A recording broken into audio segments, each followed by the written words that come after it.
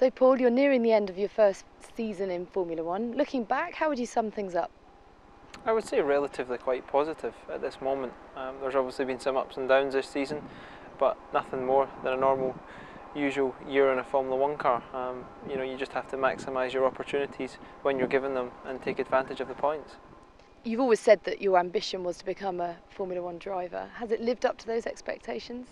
Yeah, it's a great experience, but one very individual to me.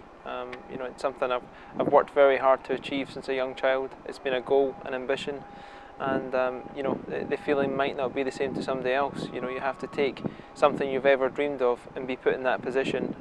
And really, the most important part for me is driving the car.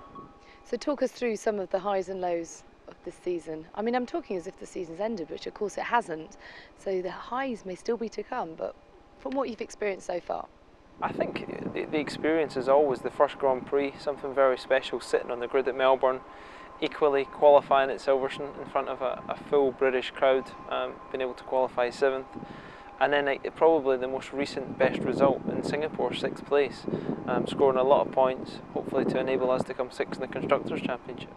And crucially, of the difficult times in the season, what have been the most useful lessons for you, if you like? I think frustration at Monaco, just trying to maximise a bit too early in the race, lost my front wing, cost us a lot of good points. We had a very good race car that day, but as you've said, you learn from mistakes, you have to go forward, and this is always going to happen, and you will to an extent get some bad luck at some point. It's really just keeping your head, working as a team. You win as a team and you lose as a team, and every individual should be part of it. And waking up in the morning and that realisation dawning on you that you are in fact a Formula One driver, does it still put a big smile on your face? Yeah, it's almost sometimes you forget, but during a Formula One year you're obviously very busy and you're always actively involved in something, and for me the best part is getting up Friday, Saturday, Sunday of a Grand Prix weekend, and it still puts a smile on your face. You just hope you have a very long and successful future ahead of me in Formula One, and hopefully with Force India.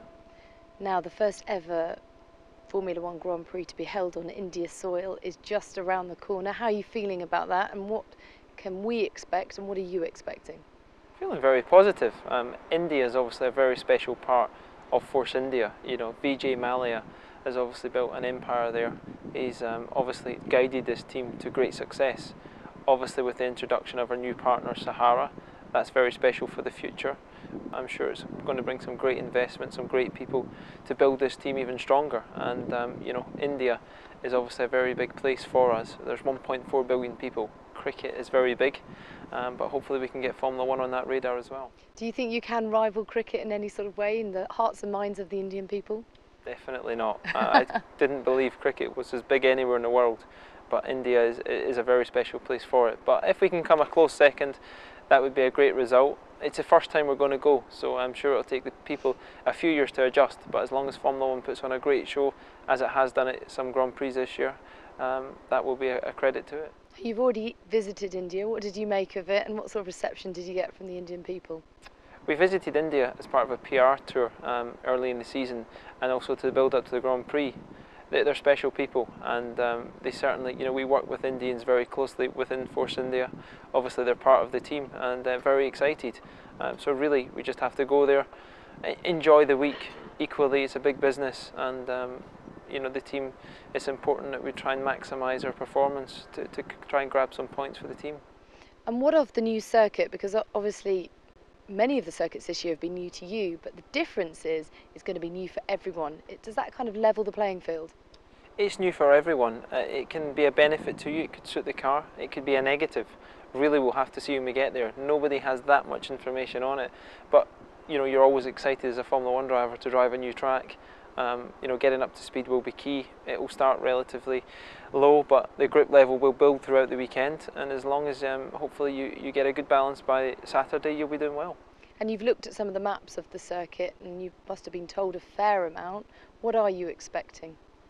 No, I believe a lot of the teams were involved in the design of the circuit, so it's going to be different. Nobody has been there to see it, so really when we arrive there we'll get a first glimpse of it, and hopefully we're prepared very well. So let's just talk a bit more about that new partnership with Sahara India Pariwar and what it means for the team to have that injection of support and financial backing.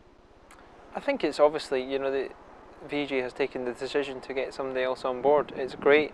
They're an Indian-based company, which again is very special for them.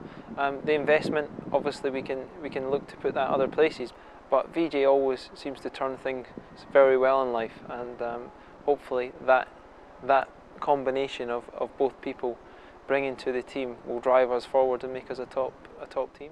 He's got the Midas touch, and hopefully you will too in India. Enjoy it.